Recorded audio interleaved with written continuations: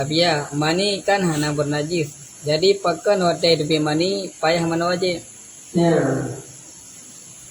karena dalam agamanya perhatian agamanya lebih jauh, lebih jauh.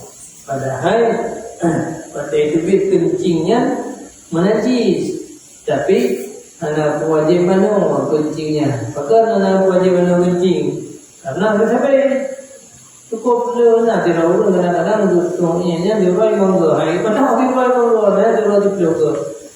Karena nanti di segi kesehatan pada saat di tubuh maninya kan segala orang-orang tubuh saya udah ada yang dulu, maka juga sunatkan itu wajib di saya untuk manung saya bahkan dan lebih baju makanan ini lebih cubit ini lebih jam minuman ini makruh hukum dan harus kecuali kita yang paling mudah menyahanati dan manung guna tadi disembah sembahyang karena betul ulah-ulah saya tidak ada mohonnya dasar satu penelitian ada pilihan ya.